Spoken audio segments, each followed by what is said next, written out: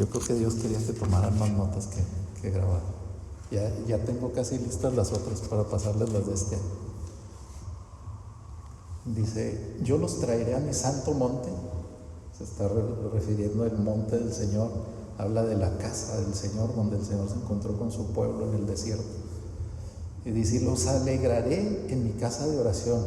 Sus holocaustos y sus sacrificios serán aceptos sobre mi altar, porque mi casa será llamada casa de oración para todos los pueblos, no solo para el pueblo de Israel, para todos los pueblos. Y esto lo confirma el Señor en Marcos 11:17.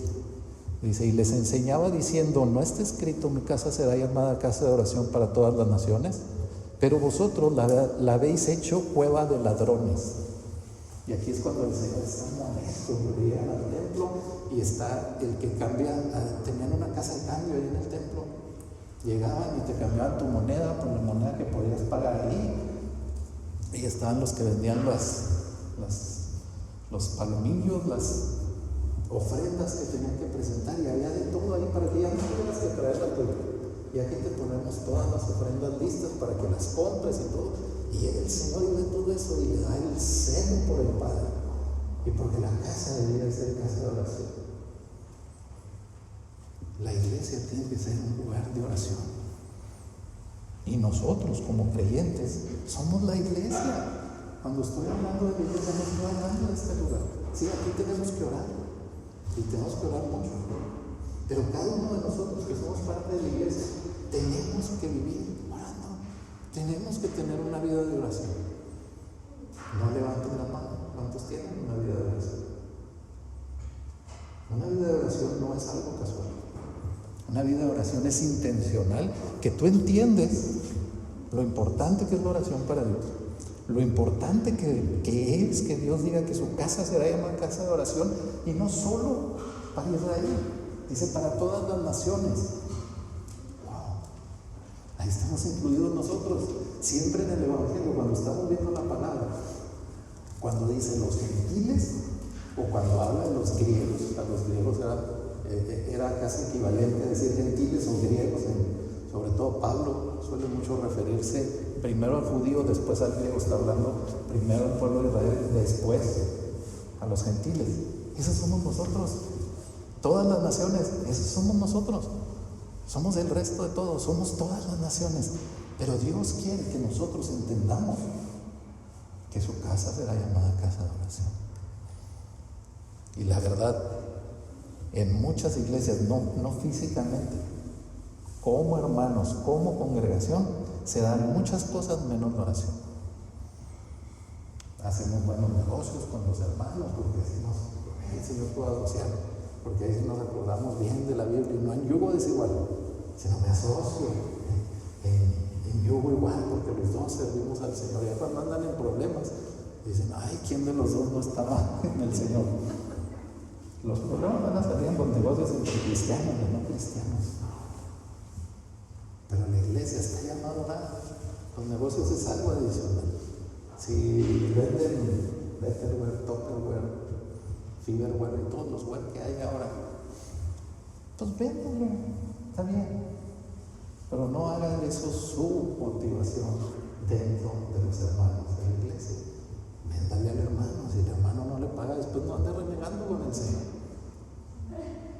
Cóbrele como cualquier otro hermano, como cualquier otro que no es hermano, y trate de recuperar su dinero. Pero nuestra función como iglesia es estar orando, y orándonos por otros. ¿A poco no es bien bonito el grupo del WhatsApp de Tonero? Yo sé que todos trabajamos y todos tenemos ocupaciones, y de repente alguien pone, necesito que oren por fulanito, que trae esto, trae lo otro, y pues todos queremos hacerle saber que le escuchamos y que vamos a orar, y le ponemos orando, o ponemos un sticker y todo, y ahí está el teléfono. ¿Qué? No se desesperen. Eso es algo bien bonito, porque esta semana una de esas clean fue, no hay un coágulo, ya todo pasó, ya todo está bien, mi amiga está bien. Eso nos anima y nos alegra. Es que la oración es importante y debemos de orar siempre. Primera de Tesalonicenses 5:17.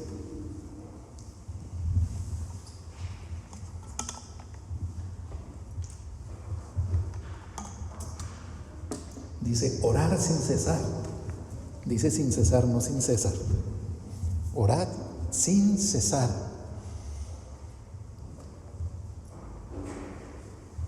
Si en lugar de orar sin cesar, el Señor hubiera puesto: estén conmigo todos los días de su vida, yo los recibo todos los días, disfruten de mí, alégrense conmigo todos los días, ¿qué estaríamos nosotros haciendo?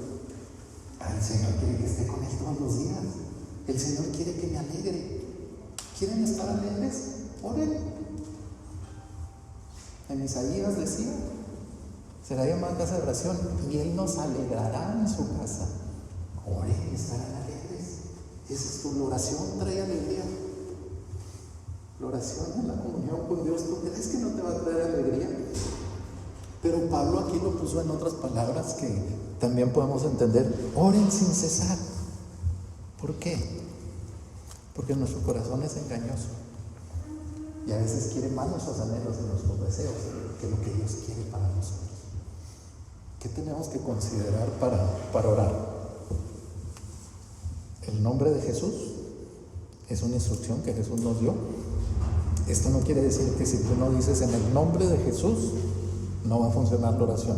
No es, ¿cómo se llama?, una muletilla. O sea, algo que vas a soltar como en el nombre de Jesús, en el nombre de Jesús. Tú puedes decir nada más: porque creo que Jesús es el Mesías, y eso es en el nombre de Jesús. En la oración lo que se trata de que sea en el nombre de Jesús es que no vengo en el nombre de Arturo, no vengo delante del Padre a decirle: Señor, pues dando problemas, pues mira, préstame, yo sé que tengo como 10 meses que no he diezmado, pero pues préstame poquito porque ya ando en problemas. Y no vamos a hablar de Dios, nos ponen nerviosos, pero sabemos que es una bendición. La gente dice: ay, en las iglesias piden dinero y el diezmo. No pedimos, no es voluntario, ¿verdad? Voluntario, que quiera bien, ahorita no trae su diezmo. ¿Creen las promesas de Dios? ¿Creen que si usted invierte en el reino va a ser bendecido? Va a ser bendecido. El que nosotros digamos en el nombre de Jesús es porque nosotros creemos que Jesús es el Mesías, creemos en Él, y en ese nombre venimos a pararnos delante del Padre. No es que yo venga solo, porque imagínense yo en mi triste humanidad parado delante de Dios, no va a ser consumido. Aunque haya predicado ahorita, si saliendo de aquí yo quiero entrar delante de la presencia de Dios, necesito tanto a Jesús como lo necesité ahorita para estar predicando. No me puedo presentar delante de Dios sin Jesús. Necesitamos, aparte, precisamente tener la fe, ser sinceros. Imagínense una oración y ahorita vamos a ver, ahorita hondo en esto de la sinceridad. Ir en oración en justicia, que también tiene que ver con Jesús. Ir en humildad y paciencia, habiendo hecho una revisión de mis pecados, de mi corazón. Y en esto no quiero que lo tomemos como tradicionalmente nos enseñaron, de que tienes que hacerte examen de conciencia y sacar tus pecados, y lo vas a te los dices a una persona para que sean perdonados, y luego entonces no. Escudriñando el corazón, sabiendo que cuando estemos delante de Dios no va a haber cosa que pueda esconder. Dicen: es que los cristianos nomás van a pedir. Mira, finalmente se te va a salir la petición delante de Dios porque la traes en el corazón. Es mejor que antes de venir en oración hayas recapacitado y visto tu corazón y decir: Señor, tengo tanta necesidad de ti, pero tú sabes que trae este problema.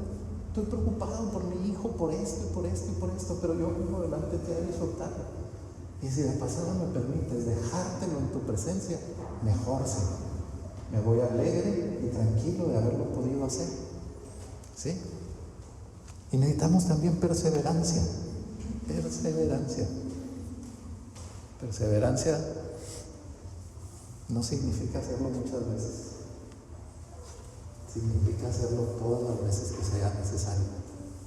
Una y otra vez, creyendo que cada vez que lo haces es necesario hacerlo, porque todavía no lo recibes o porque estás por recibirlo. Martín Lutero decía que cuando va uno a evangelizar, cuando va a hablar de Cristo, le hables a la gente como si Cristo hubiera muerto ayer, resucitado hoy y fuera a venir mañana. Así de perseverantes tenemos que ser. ¿Hace cuánto que vivió Martín Lutero? Y todos los días nosotros debemos de predicar como si Cristo hubiera muerto ayer, resucitado hoy y fuera a venir mañana. Ser perseverantes. Y como no nos va a alcanzar el tiempo para ver cómo debemos de orar,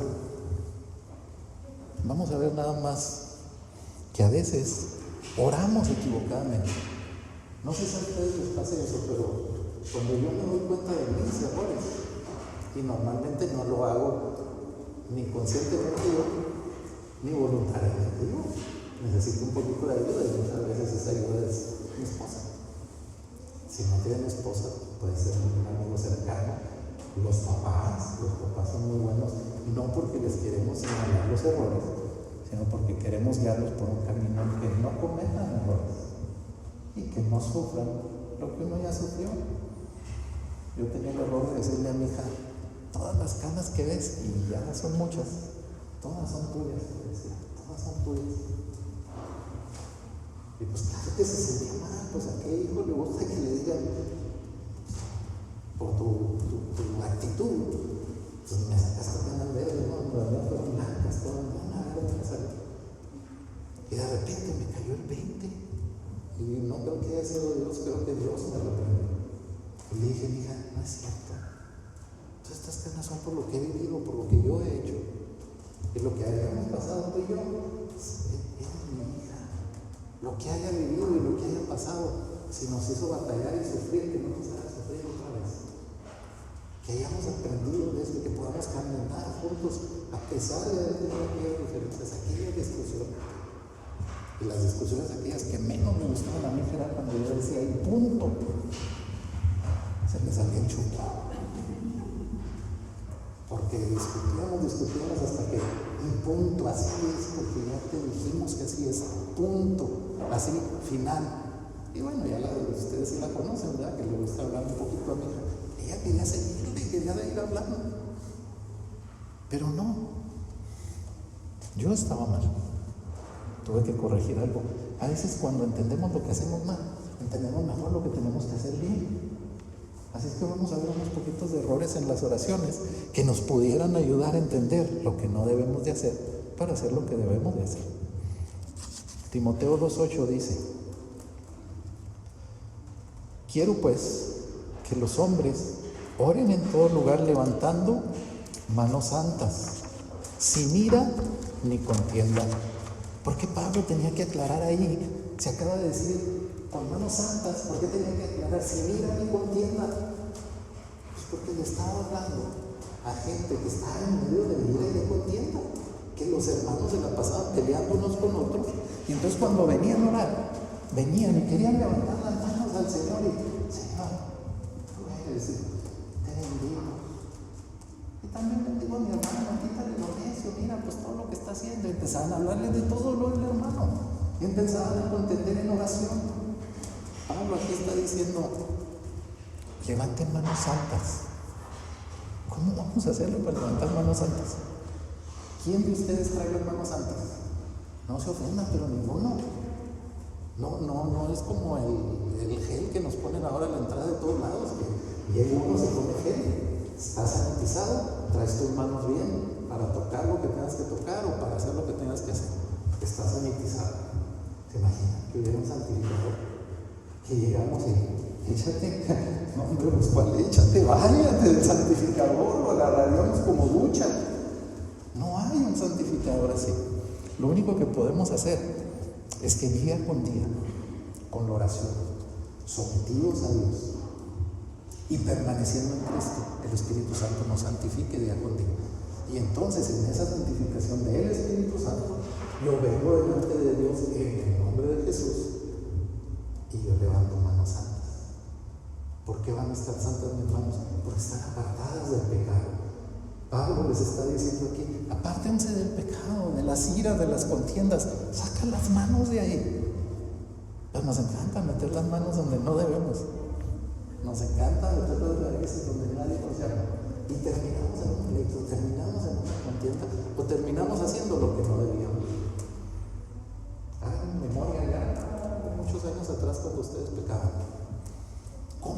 metíamos en el pecado, porque nos metíamos donde no debíamos. Y ya sabías, oye, ¿para qué voy a casa del compadre? El compadre siempre termina borracho. ¿Por dónde voy a terminar yo? Pues igual de borracho que el compadre. Ya ibas y te metías y terminabas. Pablo está diciendo, no vayas y te metas donde están los problemas. Sigue la guía del Espíritu Santo. Permanece en la santidad del Espíritu Santo, y cuando vengas a orar, ¿cuándo dice Pablo que tenemos que orar? En todos lados. Y los hombres que nos hablan los hombres, dice, quiero que todos los hombres oren en todo lugar, levantando manos santas sin ira ni contienda. Wow. Entonces nos tenemos que preocupar los domingos por las manos santas. Nos tenemos que preocupar todos los días. Todos los días de no estar en pecado, sin ira ni contienda. Necesitamos también que nuestras oraciones sean oraciones verdaderas. Y antes de leer el versículo, déjenme les platico un caso. En una reunión a la que asistíamos, había una persona, un varón, que a todo el mundo le gustaba que orara a él. Porque cuando oraba, que los querubines y los serafines, y que el ejército de Dios, oraba de tal forma que la gente, wow. Y la verdad yo también lo oía y decía, no soy menso por ahí. No sé orar como él. Pero había un detallito que nos, así de esos que dices, algo pasa. Llegaba a la reunión y siempre se sentaba en la ventana, porque en la ventana estaba cuidando su carro. Y abría la persianita de la ventana, levantaba la persianita para estar viendo que su carro, que era de un modelo muy reciente, que era un carro muy bonito, que no era un carro barato, estuviera allá afuera parado. Yo dije, como que no me chica. Una persona que ora tan bonita, si ora verdaderamente, si confía en Dios, el carro está bien parado allá afuera. Y si el carro se va, pues no pasa nada. Él sigue confiando en Dios, si es que confía. Y lo que él es orando es verdadero. No era verdadero. Y empieza, le digo, se metió uno donde ahí va uno a las broncas. Le empieza uno a jalar a Milito. Era un tirano con la esposa. No estaba mal, era un tirano. La esposa no estaba sometida, estaba sobajada, estaba maltratada, estaba encerrada en su casa. Salía si él lo permitía. ¿Y dónde andaba él el domingo? Platicando con las jovencitas de la iglesia. Hermanita, buenos días, ¿cómo está? Aparte era bravo el muchacho. Debemos de cuidar que nuestras oraciones estén pegadas a nuestra vida. ¿Qué tenía que orar ese varón? Padre, perdóname, Señor, sigo y una y otra vez no confío en ti. Y no necesitaba mucha ciencia, nomás con que viera la cara de la pobre esposa, una cara de tristeza de la mujer. Pues imagínense, sometida de esa manera, maltratada de esa manera. Mateo 23:14 dice, ay de vosotros, escribas y fariseos, hipócritas. Nos gusta cuando Jesús le dice hipócritas a los fariseos, ¿verdad? Suena fuerte, dice, porque devoráis las casas de las viudas, aún cuando por pretexto hacéis oraciones largas, hacéis largas oraciones, por eso recibiréis mayor condenación.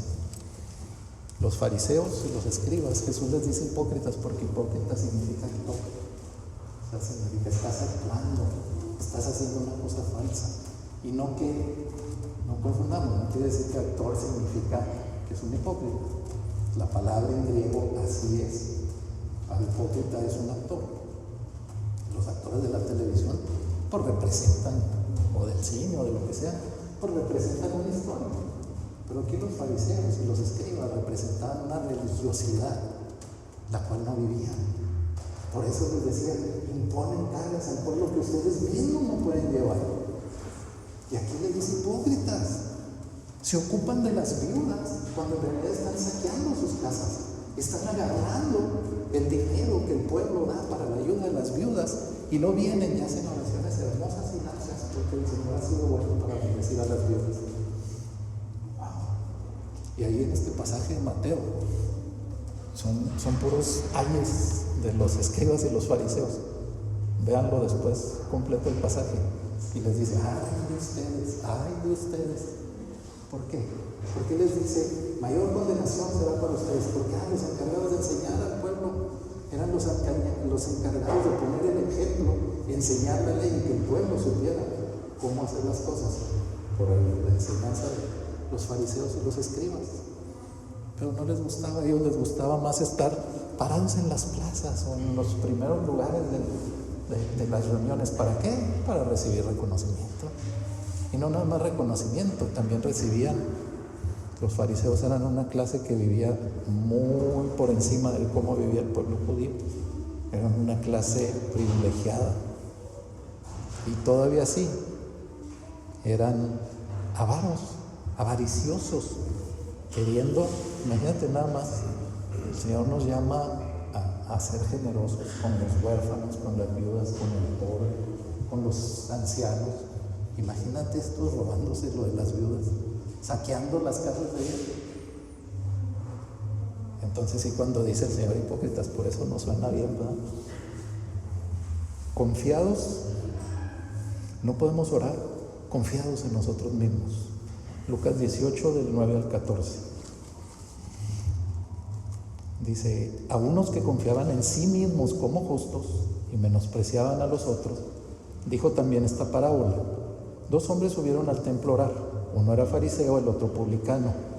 El fariseo, puesto en pie, oraba consigo mismo de esta manera: Dios, te doy gracias porque no soy como los otros hombres, ladrones, injustos, adúlteros, ni aún como este publicano. Ayuno 2 veces a la semana, doy diezmos de todo lo que gano. Mas el publicano, estando lejos, no quería ni aún alzar los ojos al cielo, sino que se golpeaba el pecho diciendo: Dios, sé propicio a mí, pecador. Os digo que éste descendió a su casa justificado antes que el otro, porque cualquiera que se enaltece será humillado, y el que se humilla será enaltecido. Qué manera tan sencilla, pero tan dura de Jesús de mostrarle la actitud. Jesús estaba hablando de algo que estaba sucediendo. Dice que le habla a unos que tenían confianza en sí mismos y despreciaban a los otros, porque ellos se creían santos y porque ellos decían: yo ayuno, pago mis diezmos y no soy pecador como este que adúltero, pecador de lo que lo publicano significaba cobrador de impuestos. Imagínate. Tranquilos, yo sé que cuando pensamos en el SAT no vienen pensamientos gratos normalmente, ¿verdad? Imagínate, por eso les pone Jesús este ejemplo y les dice: este cobrador de impuestos regresó más justificado que el otro, porque el cobrador de impuestos vino no para sí mismo, sino vino diciendo: Señor, soy un pecador, no vas a sentar en la última fila porque yo no merezco estar ahí cerquita enfrente, no merezco acercarme a ti, Señor, soy pecador, sé propicio para mí. Esa palabra, esa frase, sé propicio para mí, es una frase de un significado tan profundo que para un judío le provocaba un rechazo total oír que eso estuviera diciéndolo a un publicano. Y Jesús por eso se los puso de ejemplo: sé propicio para mí. Primero, si era publicano lo consideraban gentil, y el judío, el fariseo, consideraba que no merecía nada, ni ser propicio a Dios para él. Y segundo, el que él estuviera diciendo sé propicio, y que está diciendo: Señor, estoy parado queriendo entrar al lugar santísimo, ahí en el propiciatorio, que sea la sangre que cubra el pecado y yo pueda entrar delante de ti, porque no soy digno delante de ti. Esa es nuestra oración de todos los días: Dios, sé propicio para mí, porque no lo merezco, porque Dios no es propicio para mí. ¿Por qué? Porque yo soy pecador y Él es santo. Necesito que Cristo haga que sea propicio, haga que sea un encuentro por el medio del cual yo me pueda acercar a Dios, por medio de la sangre de Jesús. Así que no podemos confiar en nosotros mismos al orar, porque imagínate nada más, ¿qué caso tiene venir a pedir lo que ya te corresponde? Por ejemplo, como a todos nos gusta mucho el ejercicio, Pongo ejemplos con el maratón, con las carreras. Imagínense que corrieron el maratón del gas, no sé en qué fecha es, pero no está suspendido pues por la pandemia, pues siempre lo ganaron los kenianos, así que vamos a agarrar otro mejor. Cualquier maratón que organice el municipio, y corres tú tu maratón y el premio son 20,000 pesos. Termina el maratón y tú no dices, ahora tengo que ir a pedir mi medalla y tengo que ir a pedir mi premio. No, tú ganaste, tú eres el primer lugar, tú mereces el premio, te lo van a dar. Te van a coronar ahí delante de todos, te van a subir en el podio.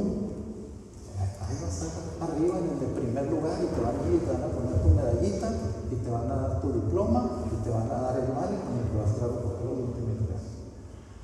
Imagínate terminar la carrera y luego empezar a reclamar que me den un premio porque yo creo que me lo merezco, porque me parece que esa es la gente que se justifica a sí mismo. ¿Qué caso tienes si ya eres justificado en ti mismo? Si crees que eres justo, santo, que tú no pecas como los de enseguida, venir a pedirle algo a Dios. No necesitarían venir a pedir. Venimos y pedimos porque no merecemos. Venimos y pedimos porque nos hace falta. El Señor es mi pastor, nada nos faltará. Nada nos faltará. Pero los que se creen justos, pues es hasta irónico que vengan a pedir, ¿no? Algo que se supone que merecen. Por eso no debemos de orar considerándonos a nosotros mismos y no debemos de ser descuidados en la oración. Y esto tiene más implicaciones que simplemente no recibir cosas que vas a recibir. No recibir cosas que vas a recibir cuando oras. Cuando somos descuidados en la oración, nos apartamos de la comunión con Dios y empezamos a ver a Dios más lejano y empezamos a ver al pecado más cercano. El que no ora peca más fácil que el que ora. ¿No creen? Háganlo claro. No dejen de orar todos los días. Todos los días, y otra vez, orando con el propósito de decir, me voy a poner a orar a las 7 de la mañana, o a las 8 de la noche, o a las 4 de la tarde, pero definido así, me voy a poner a orar, y me voy a ir donde nadie me moleste, en el closet, en el patio, abajo del carro, donde nadie te saque de ahí, y tú vas a orar como dijo el Señor, cierra la puerta, y que nadie se entere de lo que pides, que sean tú y Dios, y ahí buscas a Dios. A ver si no sales bien fortalecido, a ver si no sales bien entero como para decir, pase lo que pase ahorita, Señor, yo voy a buscarte a ti, no voy a ir a buscar el pecado. Pues el Señor se los dijo a los discípulos, Lucas 21, 34 al 36. Dice, mirad también por vosotros mismos, que vuestros corazones no se carguen de glotonería y embriaguez y de los afanes de esta vida, y venga de repente sobre vosotros aquel día, porque como un lazo vendrá sobre todos los que habitan sobre la faz de toda la tierra. Velad pues en todo tiempo orando, para que seáis tenidos por dignos de escapar de todas estas cosas que vendrán y de estar en pie delante del Hijo del Hombre. Les está diciendo a los apóstoles. No les está diciendo a los gentiles, no les está diciendo a los fariseos, les está diciendo a los apóstoles, cuidado que no se vayan a llenar de glotonería, embriaguez y de los afanes de la vida. ¿Qué tienen que hacer para que no les pase eso? Manténganse velando y orando, para que permaneciendo en el Señor, cuando venga el día del Señor, si es mañana, si es pasado, si es en 10 meses, estés tú bien seguro y firme de ser considerado digno, y de siendo considerado digno, ser digno de estar parado delante del Hijo del Hombre, que es la última frase del último versículo que leímos. Estar parado delante del Hijo del Hombre, ¿qué significa? Estar parado delante de Jesús para ser justificado delante del Padre y ser considerado digno de estar ahí parado delante de Jesús. ¿Cómo conseguimos eso? Velando y orando. La obra del Espíritu Santo en nuestra vida no la debemos de perder. Y otra vez, creo que se los he mencionado muchas veces, la gente viene y pregunta, oye, ¿la salvación se pierde? Mira, pues no te voy a responder la pregunta para que no tengas pretexto de hacer una cosa o la otra. Vive como si se perdiera. Vive como si la pudieras perder. ¿Por qué? Porque entonces la vas a cuidar y la vas a atesorar y vas a vivir la palabra y vas a permanecer en Cristo. Y entonces si la salvación se perdía, no perdiste nada. Si la salvación no se perdía, tampoco perdiste nada. Vive como si la salvación se perdiera, como si la salvación se te pudiera ir. ¿Para qué? Para que no te cargues de glotonería y embriaguez y de los afanes de esta vida. Y 3 cosas menciona. Glotonería, que tiene que haber la comida. La embriaguez tiene que ver con la bebida, y los afanes de la vida tiene que ver con todo lo que hacemos en nuestra vida diaria. No está hablando aquí los afanes de la vida de cuando vas a ir a comprar una casa, o cuando te afanas por pagar la mensualidad del carro o la renta. Está hablando de las cosas que suceden todos los días de tu vida, durante todo el día. Tu trato con tu esposo, tu trato con tus hijos, tu trato con el vecino, tu trato con el de la tienda, tu trato con tu jefe. Esos son los afanes de la vida, y esos son los que el Señor les está diciendo a los discípulos: cuidado, que estas cosas no los vayan a hacer perder el lugar de dignos que deben de tener. Velad y orad. Y finalmente, ya para terminar, vamos a tener que dejar para la otra semana, si el Señor lo permite, ver cómo debemos de orar. Colosenses 4, del 1 al 4. Amos, haced lo que es justo y recto con vuestros siervos, sabiendo que también vosotros tenéis un amo en los cielos. Perseverad en la oración. Aquí ya no le está hablando a los amos, nada más el primer versículo les habla a los amos. El segundo versículo ya empieza a hablarle a los demás que están escuchando.